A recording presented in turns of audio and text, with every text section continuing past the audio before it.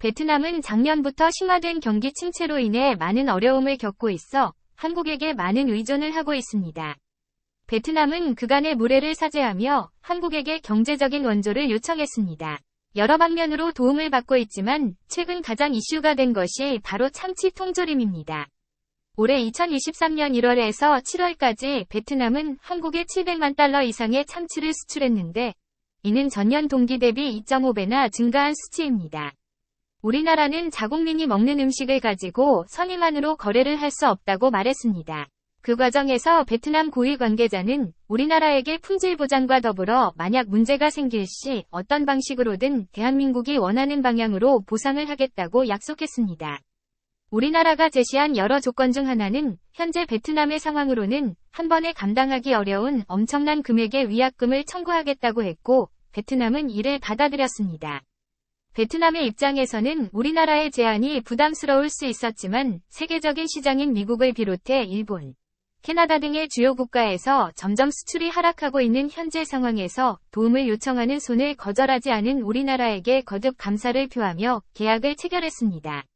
이 계약 과정에서 우리나라가 베트남에게 밝히지 않은 것이 있습니다. 바로 우리나라 어획량이 조금 줄었다는 것이었는데요. 우리나라는 계약 과정에서 약점이 될 수 있는 이런 부분들을 숨기고 아주 현명하게 우리나라에 유리한 방향으로 잘 이끌었습니다. 하지만 베트남이 이를 알았다고 해도 우리나라의 제안을 거절할 수는 없었을 것입니다. 유럽연합에서의 수출은 전년 동기 대비 소폭 증가했지만 나머지 국가에서의 수출은 줄어들고 있는 상황이었는데 그나마 베트남 수산물 수출 품목 중에서 가장 높은 수익률을 보이고 있는 참치를 다 소비하지 못한다면 베트남 어부들, 나아가 베트남 국가에 천문학적인 금액 손실이 있었을 테니까요. 이 점을 정확히 간파하고 협약을 유리하게 이끌어낸 우리나라 정부가 정말 현명하다고 밖에 말할 수가 없습니다. 계약을 체결할 당시 베트남 국민들은 각종 커뮤니티에 한국에게 정말 감사한다. 정말 본받아야 할 점이 많은 나라다. 한국은 현재 떨치는 위상보다 더 대단한 나라다. 등 엄청난 극찬을 하는 여론이 생성되었습니다. 그래서 그 무렵 베트남에서는 대한민국 국민들도 여유로운 상황이 아닐 수도 있는데 이렇게 자신들의 나라, 더 나아가서 베트남 국민들인 자신들을 신경 써주는 점을 잊지 말자 하며 은혜에 보답하자는 여론도 생기기 시작했습니다. 평소보다 더 신경 써서 위생, 품질에 신경 쓰자는 말이 나왔고 실제로 일을 하는 노동자들은 더 열심히 검수하며 품질로 보답하기 위해 온갖 노력을 기울였습니다. 그 결과 베트남의 참치 통조림 품질은 자국민 사이에서도 이전까지 판매되던 것보다 더 맛있고 품질이 좋다는 말이 나올 정도로 베트남이 신경 쓰고 있다는 사실이 드러났습니다.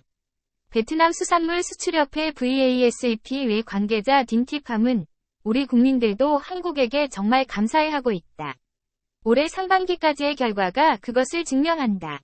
하지만 이것으로 끝이 아니다. 앞으로도 한국이 실망할 만한 관계가 틀어질 만한 일은 없도록 최선을 다해 노력하겠다.